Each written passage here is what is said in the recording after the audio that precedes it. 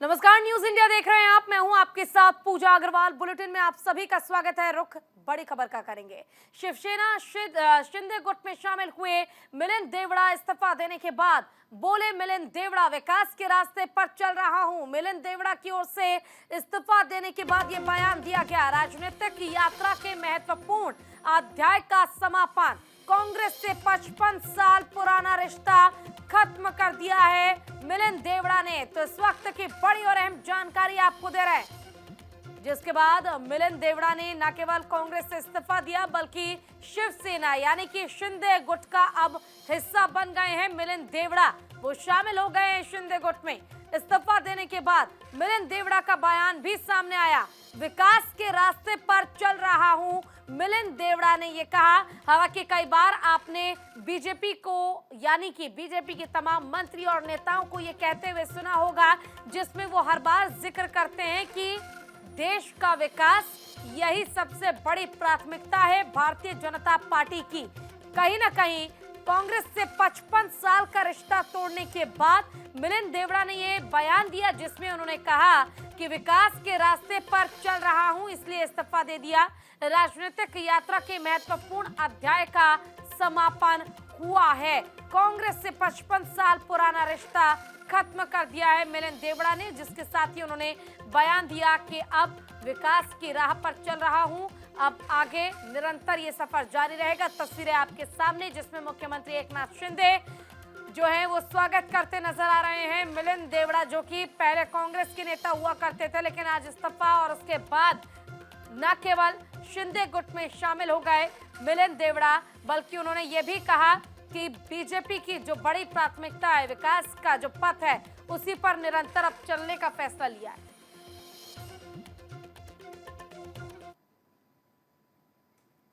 तो वहीं देखिए, कांग्रेस की न्याय यात्रा का आगाज हो गया है। मणिपुर से शुरू हुई भारत जोड़ो न्याय यात्रा, मल्लिकार्जुन खड़गे ने हरी झंडी दिखाई है यात्रा को। मणिपुर से मुंबई तक का सफर तय करेंगे राहुल गांधी। करीब 6700 किलोमीटर की ये यात्रा होगी, जिसके जरिए मणिपुर से महाराष्ट्र तक का सफर तय करेंगे राहुल गांधी। हालांकि इस दौरान कांग्रेस के राष्ट्रीय अध्यक्ष मल्लिकार्जुन खड़गे ने इस यात्रा को हरी झंडी दिखाई, इस यात्रा को रवाना किया।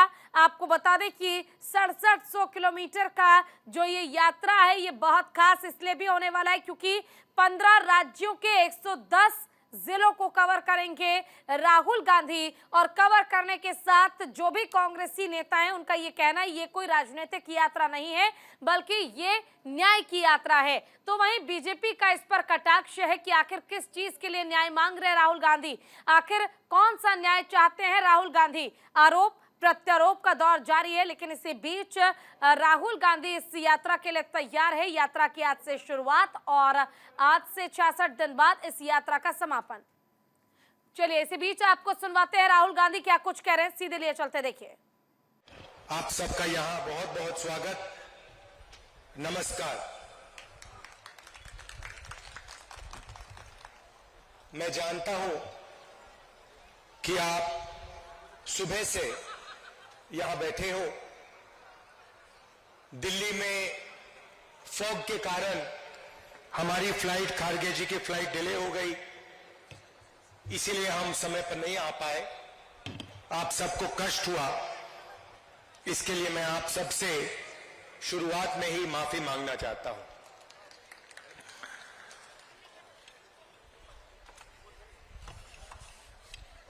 उनतीस जून को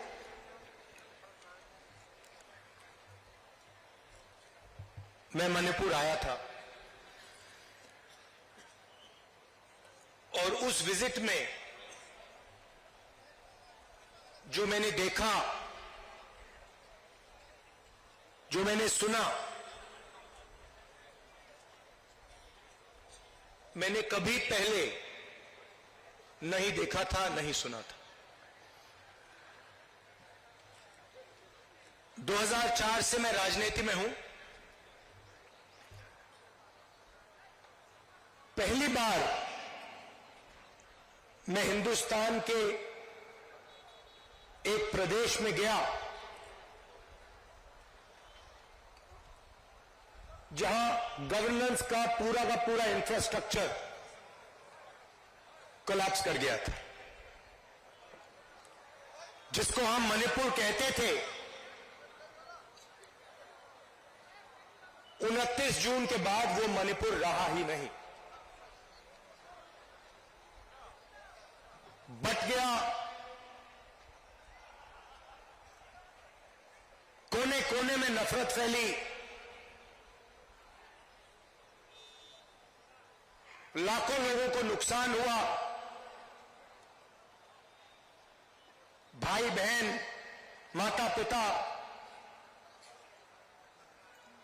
आंखों के सामने मरे। और आज तक हिंदुस्तान के प्रधानमंत्री मणिपुर में आपके आंसू पोंछने, आपसे गले लगने, आपका हाथ पकड़ने नहीं आए। शर्म की बात। शायद नरेंद्र मोदी जी के लिए, बीजेपी और आरएसएस के लिए मणिपुर हिंदुस्तान का भाग ही नहीं है। आपका जो दुख है, आपका दर्द है, वो उनका दुख, उनका दर्द नहीं है। पिछले साल हमने भारत जोड़ो यात्रा शुरू की। कन्याकुमारी से कश्मीर तक हम चले, 4000 किलोमीटर चले और भारत को जोड़ने की हमने बात की, नफरत मिटाने की बात की, एक धर्म को, एक जात को दूसरी जात से मिलाने की बात की और बहुत अच्छा रिस्पांस मिला। लाखों लोगों से बातचीत की, उनका दर्द सुना।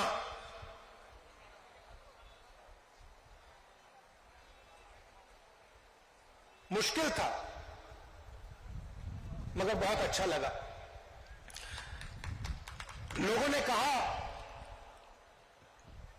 कि कन्याकुमारी से कश्मीर तक यात्रा की है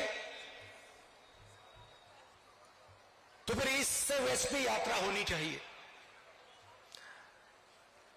और मैं चाहता था कि जैसे हमने पैदल यात्रा की कन्याकुमारी से कश्मीर, वैसे ही हम ईस्ट से वेस्ट पैदल यात्रा करें। मगर चुनाव का समय है और उसमें हमें थोड़ा ज्यादा समय लगता, इसलिए कांग्रेस पार्टी ने, हमने निर्णय लिया कि ये बस यात्रा होगी, हाइब्रिड यात्रा होगी, बस यात्रा होगी, पैदल यात्रा होगी। सवाल उठा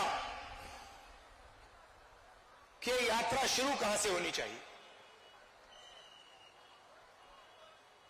कोई लोग कह रहे थे कि वेस्ट में शुरू होनी चाहिए, कोई कह रहे थे ईस्ट में शुरू होनी चाहिए। और मैंने साफ कहा कि अगली भारत जोड़ो यात्रा सिर्फ मणिपुर से ही शुरू हो सकती है और कहीं से नहीं शुरू हो सकती।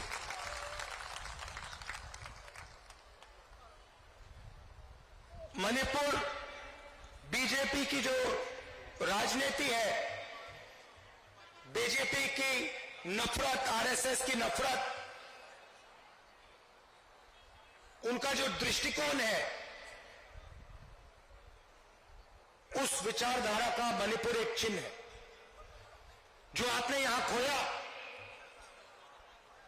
जो मेरे भाई ने बस के ऊपर कहा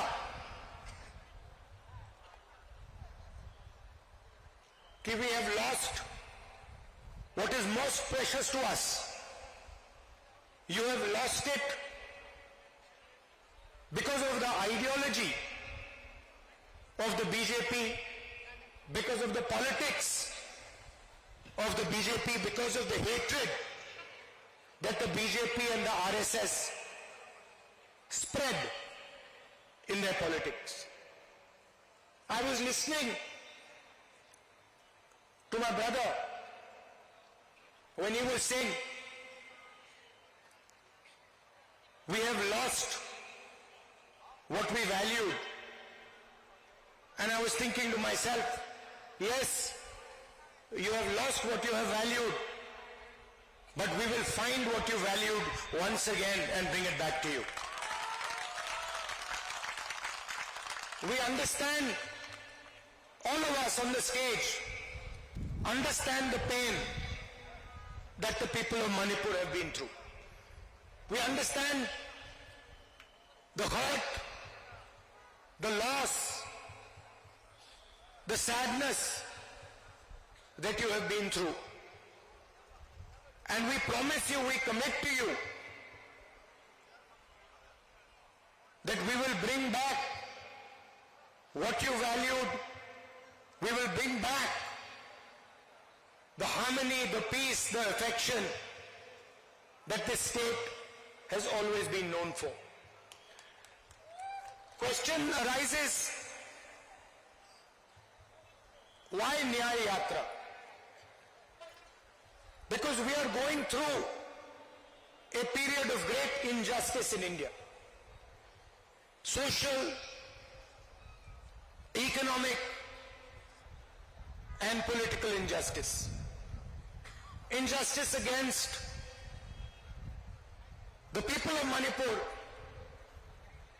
the traditions of Manipur, but also injustice across the nation. Economically, monopolies are being built. Few people are getting access to all the wealth of the country.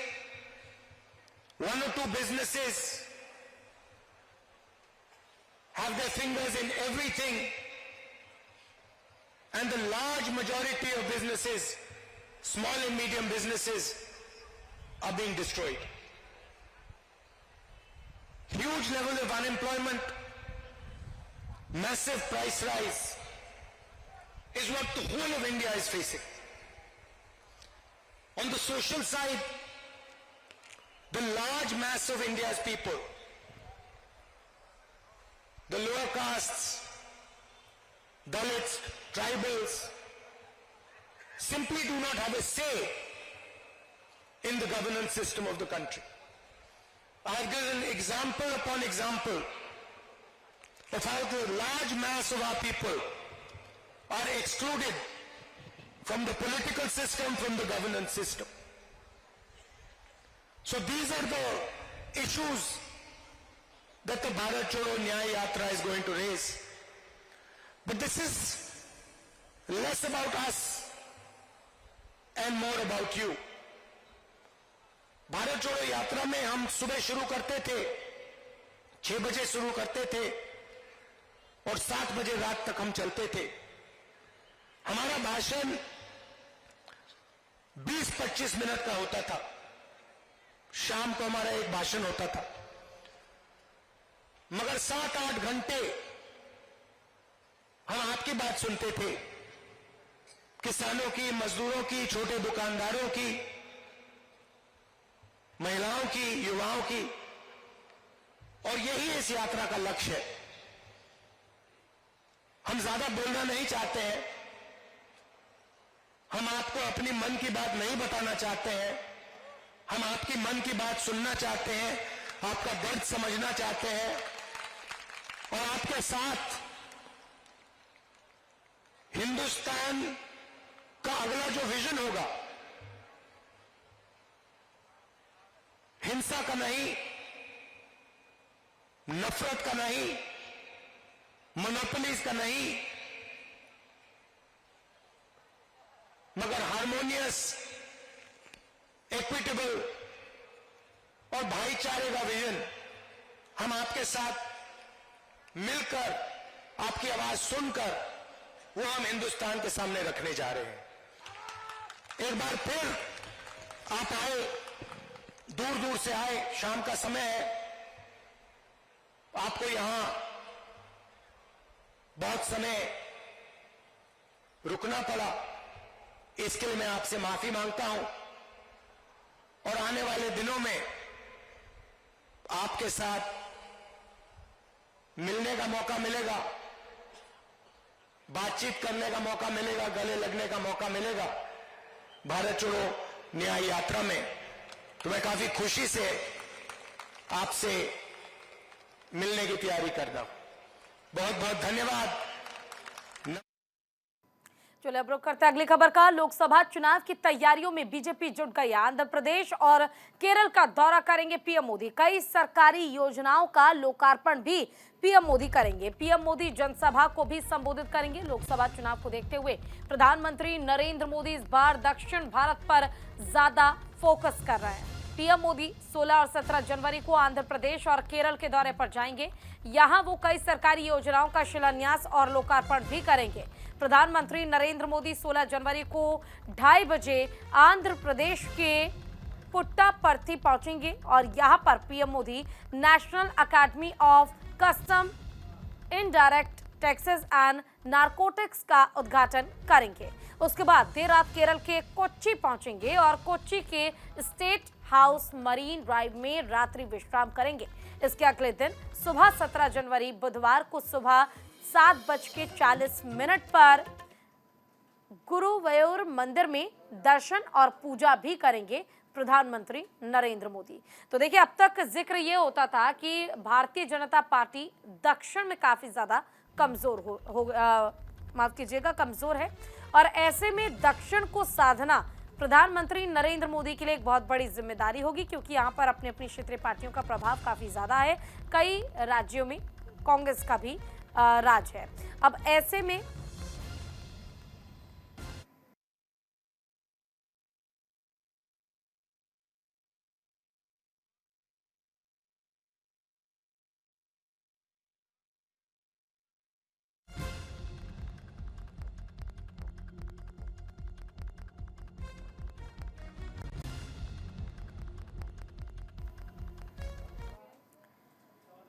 प्रधानमंत्री नरेंद्र मोदी ने दिल्ली में राज्य मंत्री एल मुरुगन के आवास पर पहुंचकर वहां पोंगल के पर्व में हिस्सा लिया। यहां उन्होंने पोंगल समारोह में न केवल हिस्सा लिया बल्कि इस अवसर पर पुडुचेरी के उपराज्यपाल और तेलंगाना के राज्यपाल तमिलिसाई और कई लोग यहां पर मौजूद रहे। इस दौरान पीएम मोदी ने पोंगल उत्सव के विधि विधान में हिस्सा भी लिया और दक्षिण भारत में ये पर्व मुख्य रूप से तमिलनाडु, आंध्र प्रदेश, कर्नाटक और केरल में मनाया जाता है, जिस पर्व में हिस्सा लेने के लिए प्रधानमंत्री नरेंद्र मोदी भी पहुंचे हैं।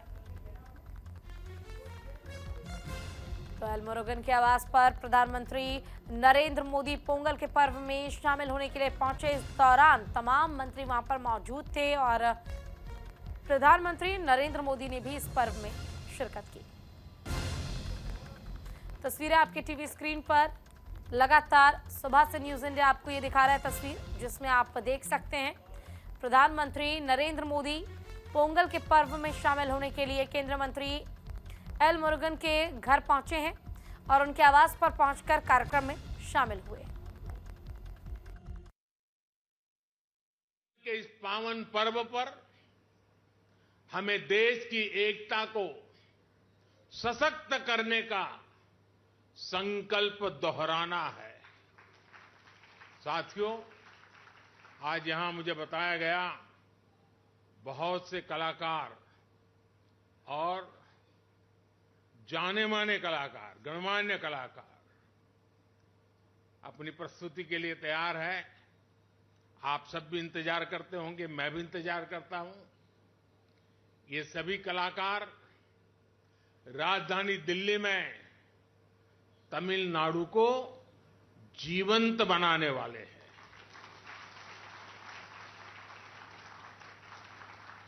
कुछ पल हमें तमिल जीने का मौका मिलेगा, ये भी एक सौभाग्य होता है।